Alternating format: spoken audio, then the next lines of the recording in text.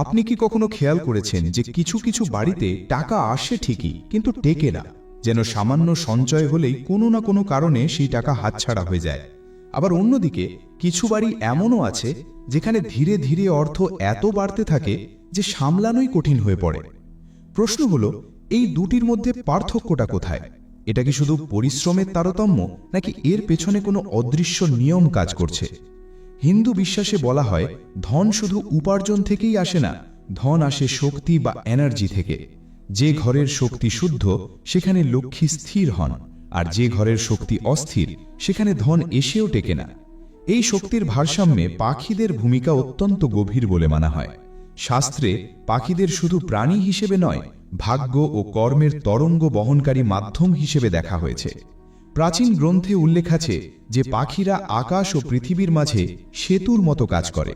তারা ওপরের সূক্ষ্ম শক্তিকে পৃথিবীতে নামিয়ে আনে এবং পৃথিবীর শক্তিকে ওপরে পৌঁছে দেয়। তাই মনে করা হয়, যে বাড়ির আশপাশে পাখির যাতায়াত থাকে এবং যেখানে শ্রদ্ধার সঙ্গে তাদের খাদ্য দেওয়া হয়, সেই বাড়ির অর্থনৈতিক তরঙ্গ ধীরে ধীরে শুদ্ধ হতে শুরু করে। পাখিদের খাবার দেওয়া শুধু দয়ার কাজ নয়, একে অন্নদানের সমতুল্য ধরা হয়, আর অন্নদানকে সব দানের মধ্যে শ্রেষ্ঠ বলা হয়েছে। হিন্দু মতে অন্নই সেই শক্তি যার উপর জীবন চলে। আমরা যখন অন্নকে সম্মান করি তখন জীবনও আমাদের সম্মান দেয়। এই কারণেই যে বাড়িতে অন্নের অসম্মান হয় না, সেখানে অভাব দীর্ঘদিন থাকতে পারে না। আরও একটি গভীর বিশ্বাস আছে যে পাখিদের খাদ্য দেওয়া পিতৃতৃপ্তির সঙ্গেও যুক্ত। বলা হয়, পাখিরা তৃপ্ত হলে পিতৃদোষ ও আর্থিক বাধাগুলো ধীরে ধীরে শান্ত হতে শুরু করে। অনেকেই অভিজ্ঞতায় দেখেছেন, নিয়মিত পাখিদের খাবার দেওয়ার পর হঠাৎ করে অর্থ সংক্রান্ত সুযোগ আসতে শুরু করে, আটকে থাকা কাজ এগোয় এবং আর্থিক চাপ কমে যায়। এটা কোনো জাদু নয়, বরং কর্ম, করুণা ও লক্ষ্মী কৃপার স্বাভাবিক মিলন। যখন মন করুণায় ভরে ওঠে তখন অহংকার ভাঙে, আর যেখানে অহংকার কমে সেখানে ধন আকর্ষণের ক্ষমতা আপনা আপনি বেড়ে যায়। তাই বলা হয়, পাখিদের দেওয়া প্রতিটি দানা কোনো না কোনোভাবে সৌভাগ্য হয়ে ফিরে আসে। এবার বলি সেই দুটি বস্তুর কথা, যেগুলো যদি আপনি সকালে নিয়ম ও শ্রদ্ধার সঙ্গে পাখিদের অর্পণ করেন, তবে বিশ্বাস করা হয় ঘরে অর্থ প্রবাহ দ্রুত হয়। এগুলো কেবল শোনা কথা নয়, শতাব্দী প্রাচীন প্রথা ও অভিজ্ঞতার উপর ভিত্তি করে। প্রথমটি হল পরিষ্কার চালের দানা ও বাজরা। হিন্দু ধর্মে চালকে অন্নের রাজা বলা হয় এবং যে কোনো শুভ কাজ, পূজা বা আচার অনুষ্ঠানে চাল অপরিহার্য। চাল লক্ষ্মী, সমৃদ্ধি ও স্থায়ী ধনের প্রতীক। যে ধন ঘরে টিকে থাকে এবং প্রজন্মের পর প্রজন্ম সঙ্গ দেয়। অন্যদিকে বাজরা পরিশ্রম, ধারাবাহিকতা ও জীবিকার প্রতীক। এটি সেই ধনের ইঙ্গিত দেয় যা ধীরে আসে কিন্তু শক্ত ভিত্তির উপর দাঁড়ায়। চাল ও বাজরা একসঙ্গে পাখিদের দিলে মনে করা হয় তা দ্রুত আসা ধন ও স্থায়ী ধন দুটোকেই আকর্ষণ করে, অর্থাৎ হঠাৎ সুযোগ হিসেবে আসা অর্থ এবং দীর্ঘদিন জীবনকে সুরক্ষিত রাখা অর্থ। এই উপায়টি করার সময়টাও খুব গুরুত্বপূর্ণ। সবসময় সূর্যোদয়ের পর থেকে দুপুরের আগেই করা উচিত, কারণ সকালের সময়কে শক্তির দিক থেকে সবচেয়ে শুদ্ধ ধরা হয় এবং এই সময় করা কাজ দ্রুত ফল দেয়। প্রথমে অল্প পরিষ্কার চালের দানা ও সামান্য বাজরা ডান হাতে নিয়ে বাড়ির ছাদ, বারান্দা বা খোলা কোনো জায়গায় যেখানে পাখি আসে ধীরে ধীরে ছড়িয়ে দিন। দানা দেওয়ার সময় তাড়াহুড়ো করবেন না। মনে এই ভাব রাখুন, যেমন পাখিরা তৃপ্ত হোক, তেমনি আমার জীবনে অন্ন, ধন ও সুযোগ কখনো কমে না যাক।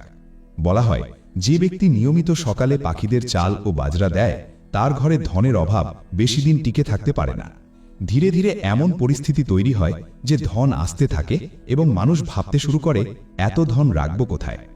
এবার বলি দ্বিতীয় বস্তুটির কথা, যেটি নিয়ম ও শ্রদ্ধার সঙ্গে পাখিদের অর্পণ করলে মনে করা হয় ঘরের বন্ধ হয়ে থাকা অর্থের ধারা ধীরে ধীরে খুলতে শুরু করে। এই দ্বিতীয় বস্তুটি হল চালের আটা ও সাদা তিল। হিন্দু ধর্মে চালের আটা অন্ন, পবিত্রতা ও শুদ্ধ উপার্জনের প্রতীক। এটি সেই ধনের ইঙ্গিত দেয় যা সঠিক পথে আসে এবং জীবনে স্থিরতা আনে। যখন ধন শুদ্ধ পথে আসে তখন তার সঙ্গে ভয়, দুশ্চিন্তা বা অশান্তি আসে না। এমন ধন ঘরে সুখ ও ভারসাম্য নিয়ে আসে। সাদা তিলের গুরুত্ব অত্যন্ত গভীর বলে মানা হয়। শাস্ত্রে তিলকে পুণ্য, পিতৃকৃপা ও কর্মশুদ্ধির সঙ্গে যুক্ত করা হয়েছে। বলা হয়, যেখানে তিল দান করা হয় সেখানে দারিদ্র্য স্থায়ী হতে পারে না। তিল সেই পুরনো কর্মগুলোকে শান্ত করার প্রতীক যেগুলোর কারণে ধন আটকে যায় বা বারবার হাতছাড়া হয়ে যায়। যখন চালের আটা ও সাদা তিল একসঙ্গে পাখিদের দেওয়া হয়, তখন বিশ্বাস করা হয় যে এতে শুধু অর্থ সংক্রান্ত বাধাই দূর হয় না, ঘরের নেতিবাচক শক্তিও ধীরে ধীরে কমতে শুরু করে। এই উপায়টিও কেবল সকালবেলায় করা উচিত, সূর্যোদয়ের পর এবং দুপুরের আগে। প্রথমে খুব অল্প পরিমাণ চালের আটা নিন, তাতে কয়েকটি সাদা তিল মিশিয়ে নিন। পরিমাণ বেশি হওয়া দরকার নেই, কারণ এই উপায়ে পরিমাণের চেয়ে অনুভূতি বেশি গুরুত্বপূর্ণ। এবার এই মিশ্রণটি বাড়ির বাইরে কোনো খোলা জায়গায়, যেখানে পাখিরা সহজে আসতে পারে, ধীরে রেখে দিন। এটি রাখার সময় মন পুরোপুরি শান্ত রাখুন। কোনো ভয়, লোভ বা সন্দেহ মনে রাখবেন না। শুধু এই ভাব রাখুন যে আমার জীবনের কর্ম শুদ্ধ হোক, ধনের প্রবাহ বজায় থাকুক এবং আমার ঘরে কখনো অভাব না আসুক। হিন্দু বিশ্বাস অনুযায়ী যে ব্যক্তি নিয়মিত সকালে পাখিদের চালের আটা ও সাদা তিল দেয়, তার জীবনে ধনের সঙ্গে সঙ্গে শান্তিও আসতে শুরু করে। কারণ যেখানে ধনের সঙ্গে শান্তি থাকে, সেখানেই প্রকৃত সমৃদ্ধি বিরাজ করে। আরও দেখা গেছে, যারা এই উপায় অনুসরণ করেন, তাদের জীবনে হঠাৎ করে আটকে থাকা টাকা ফিরে আসে, কোথাও আটকে থাকা অর্থ উদ্ধার হয়, চাকরি বা ব্যবসায় নতুন সুযোগ দেখা দেয় এবং সবচেয়ে বড় কথা, মনের ভেতর ধন নিয়ে যে ভয় থাকে তা ধীরে ধীরে দূর হতে শুরু করে।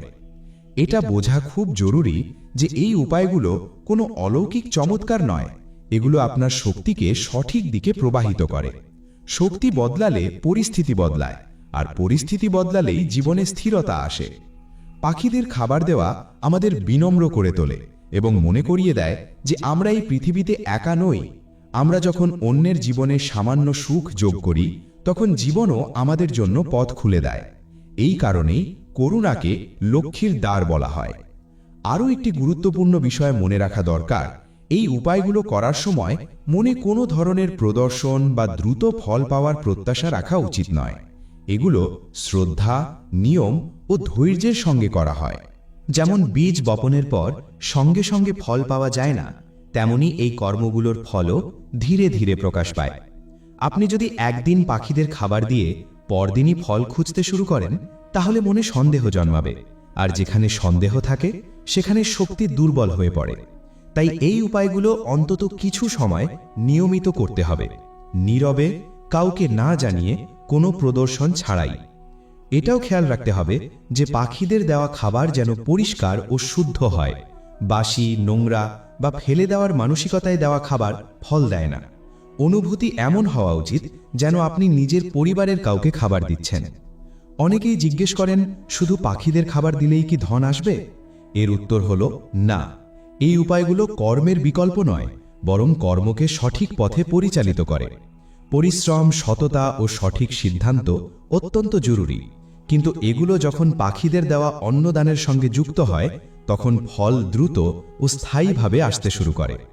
এই উপায়গুলো আমাদের এটাও শেখায় যে ধন শুধু জমিয়ে রাখার জিনিস নয়, ধন একটি প্রবাহমান শক্তি।